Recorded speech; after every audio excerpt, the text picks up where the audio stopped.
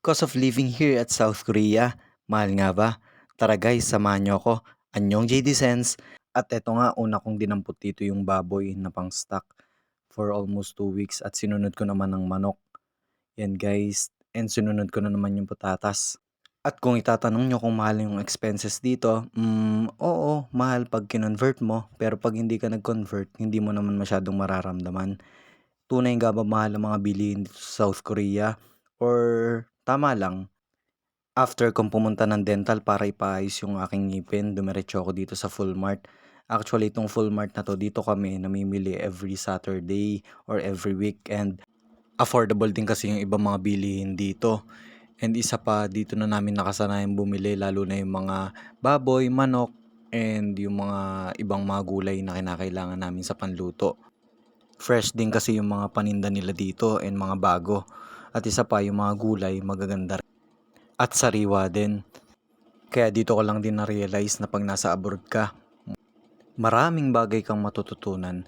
Matututo kang magtipid, matututo kang magluto, matututo kang mag-asikaso ng sarili mo.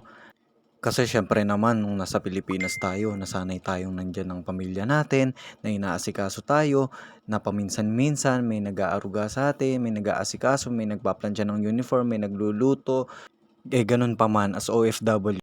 Dito tayo nag-grow and mas lalo nating na-improve na yung sarili natin para nang sa ganun mas bumuti ang buhay natin.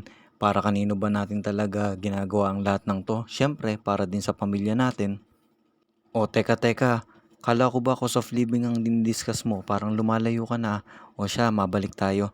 Guys, dito sa South Korea, marami po tayong pwedeng bilhin and marami po tayong mga products na talaga namang maganda. Katulad niyan, mapansin nyo, nakita nyo may mga biscuits, mga chicherya, parang katulad din dyan sa Pinas. At yan nga, kinuha ko na yung tuna. Pag minsang tinatamad magluto, kukunin yung dilata at yun ang iuulam. At yan nga guys, kung makikita nyo, maraming gift set na nakalagay dyan sa aisle. Yan yung mga kadalasang binibigay ng ibang amo dito. On September 15 to 18 kasi ipagdiriwang dito sa South Korea ang Hangawi or tinatawag naming Chuseok. Thanksgiving Day yon. At dito lahat ng empleyado binibigyan ng bonuses. Iba't ibang bonuses, merong free gift check, mga ganitong prutas, meron, meron ding cash, at iba-iba din, depende sa amo guys. After nga ay dumiretso na ako dito sa counter para magbayad. At alam nyo ba guys, meron nga pala akong ipapakilala sa inyo. Yan si Hanpass Triple Card. Pwede natin ito magamit grocery, abroad, food, booking, transportation, and online payment. Kaya ikaw na nanonood nito kung nandito ka man sa South Korea and wala ka pang Hanpass Triple Card, what are you waiting for? Just PM me and i-assist kita para magkaroon nito. But anyway, gusto ko lang din palang ipaalam sa'yo na kapag ginamit mo ang Hanpass Triple Card is may 3% cashback ka na matatanggap mula sa iyong transaction. And syempre, bago ka makapag-avail nito, kailangan mo muna mag-register sa Hanpass Remittance. Alam mo ba, ito ay isa sa mga kilalang remittance dito sa South Korea kasi bukod sa malaki ang palitan, napaka-convenient and napaka-hassle-free pa. Kasi pag nagpadala ka Pinas, in just few minutes, marireceive na agad ng receiver yung pinadala mong pera. O, saan ka pa? Kaya tara, register na guys. And pwede mong gamitin yung referral code na ilatap ko dyan sa screen. At eto pa, 3 free coupons ang matatanggap mo mula kay Hanpass. Wala kang babayaran pag nagpadala ka. Kaya bago ka man or luma na nagtatrabaho dito sa bansang South Korea and wala pang Hanpass Remittance app, please PM me and i-guide kita.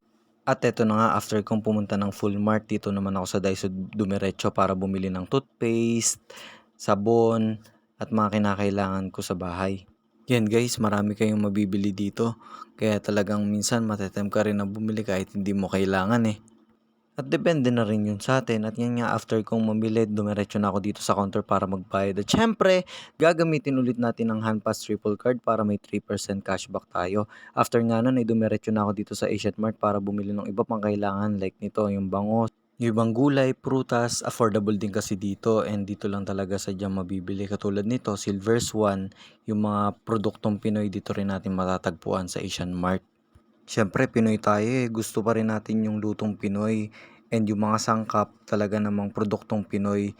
Tulad nito, kukuha ako ng ligo. Syempre, namimiss ko rin yung sardinas sa'tin and yung produkto natin.